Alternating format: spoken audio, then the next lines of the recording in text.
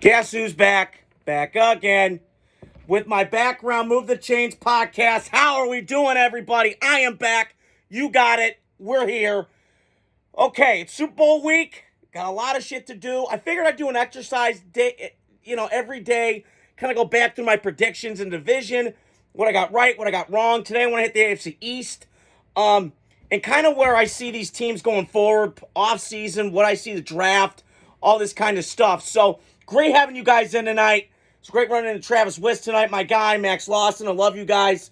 Appreciate all my fans out there. I hope you guys love this new sign. I know it's a little weird, but I'm trying to move to get my head here. But I want to talk today about the AFC East, but I want to start off with Chip Kelly going to the Raiders. I don't know if I love it. And it's just, I was thinking about this tonight driving home. After getting my Curls for the Girls workout in, is it just me, or is like Chip Kelly kind of reminding me of like an NBA player? You know, he's bouncing around all the time. He's here, he's not here, he's here, it's just so sad because I'm looking at his contemporaries for a guy that was so innovative, so creative in college, got Oregon back on the map. Now, Oregon's always been a really good program, but I just don't know. And, to me, I think the Raiders have done such a good job, and I said this last week. I'm so excited for the direction Pete Carroll can save this chaotic franchise, which we are, and get it on the right direction. Now, what succession plan that is, we don't know. But at least you have the blueprint. Hey, this is what my vision is. Let's get it out for a couple years, and then the next guy that comes in, let's keep creating it and getting it in a competitive environment. So I do think I love the John Spytek hire, and I love the Pete Carroll hire. I really like it. But this hire kind of confuses me. Because Chip Kelly, it's been a while since we've heard creative and all this stuff. And I just feel like he should have just stayed at Ohio State. I mean, he went to his buddy, Ryan Day. Right? We all know this. Like, Ryan Day and him are like brother-son. They got that combination going. But to me, you got to think long-term and go, what are we doing here? I mean, here's the thing. Chip Kelly's not a recruiter. He hates that shit. And do I blame him? No, not in this era with the NIL and all that nonsense bullshit going on. However, I will mind you, he had a pretty good gig. He's getting $2 million a year. He was balling. Just, hey, worry about the offense. I'll recruit Ryan Day. Okay. It's Ohio State, for crying out loud. Ryan Cotter knows. One of the biggest Ohio State fans I know. Like, come on. So I just don't understand it. We'll see how this pans out. This situation, though, is just a shit show. And I love the Raiders. We got no quarterback. Our running game was awful last year. Our offensive line sucked. It's just not a good fit on offense. They're bringing back Greg Olson back, a quarterback coach who was Derek Carr's first year. So it's just a weird dynamic. I just feel like it's odd. If it works out, great. If not, I didn't love that hire. Now, I know it's Pac-12 guys, Pete Carroll, Chip Kelly. I got it. But it just kind of puzzled me. So I wanted to touch on the predictions I made before the year started with the AFC East. And what I'm going to do on this exercise is I kind of want to break down what they all need in this free agency period, the draft, and what I think happens moving forward. So we all know, obviously, the Bills won the division last year. No surprise. Best quarterback wins the best division. We saw that throughout the NFL. Ravens, Ravens won the North. Houston won the South. Chiefs won the West. Lions won, I don't know if where Goff is standing, but he won their division. Eagles, Jalen Hurts. Okay, Baker won the South. I was right on that. I'll get to that later. And then the Rams. So I do think there's a correlation here to how you got to do this. Now, the Buffalo Bills did go to the AFC Championship game and fell once again to Patrick fucking Mahomes. He fell again. And, it's hard for me to say this with Buffalo. But I just think you got to get a new coach, and I think you got to go get defense better. You got to get bigger at defense. You got to get better personnel on defense. You got to get big bodies on defense. Big bodies inside. You got to get big bodies. This Buffalo Bills team, listen, they are a front-running kind of team. And they feel like they're like a dome team. Like undersized defense, but not great. And they also need some more speed on the beat, man.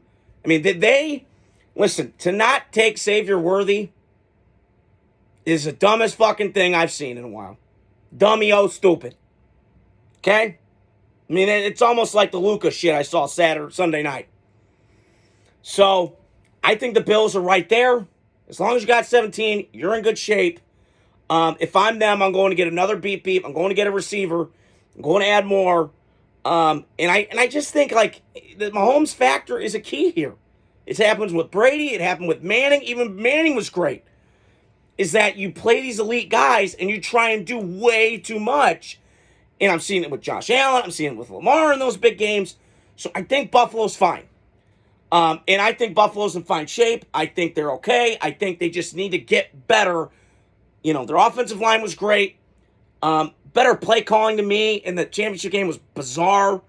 I like Joe Brady a lot. He obviously co-coordinated the LSU team, which was one of the best college teams I've ever seen. But just, to me, head scratching on the decisions. I think Sean McDermott's fine, but he's not. I think he's kind of worn his welcome out. Hit the ceiling. Expired milk. It's time. But as long as you got 17 at quarterback in Buffalo, you're going to be okay.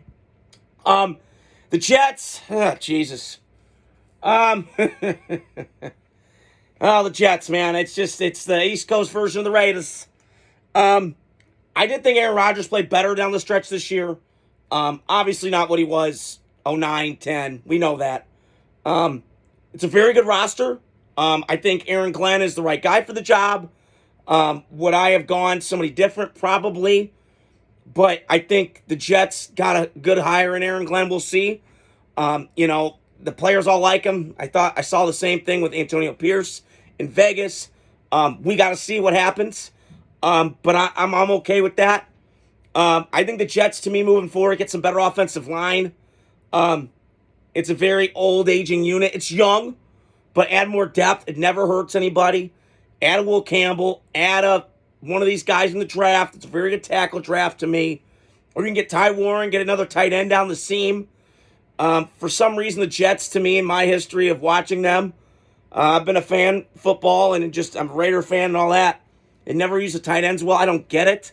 They're more an 11 personnel kind of offense, and what I mean by that is, to educate people, is that they're a 3 wide receiver, 3 wides back, and a tight end kind of offense. That's always how they've been. I go back to Chad Pennington days when they had Laveranues Coles and Cotchery. They had Chris Baker, who was a stud. So to me, they need to get some better protection on the tight end. But the Jets are a far way away. This is a good roster. It's not bad. It's right there. You just got to keep piecing it together, and we'll see whatever Aaron Rodgers has in his last stay of it.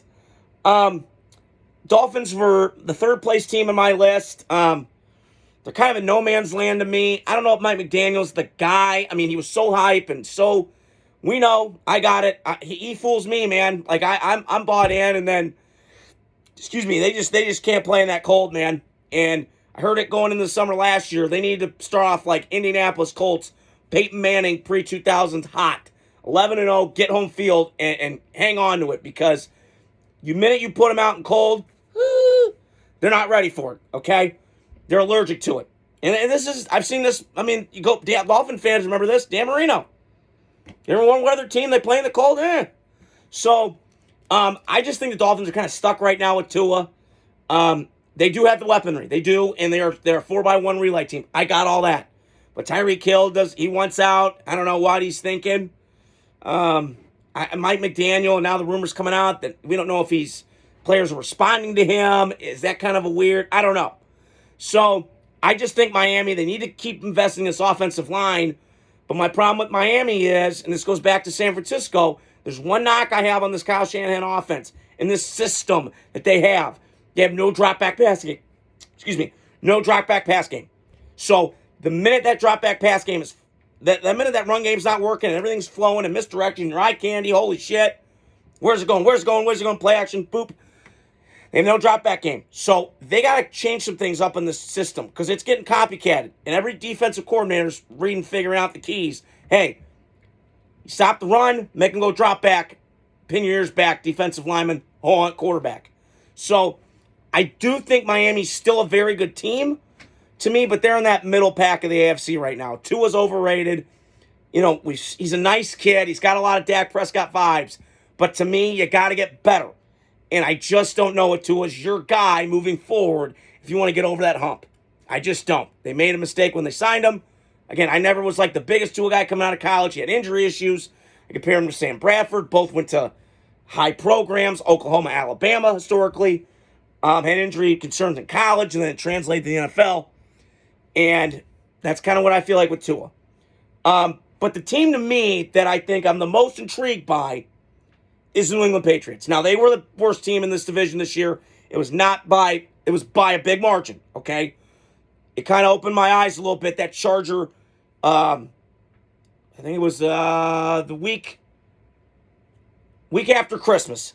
That week, that 40-7 beatdown in Gillette. That's when I went, this is not working with Gerard Mayo. They bring in Mike Vrabel.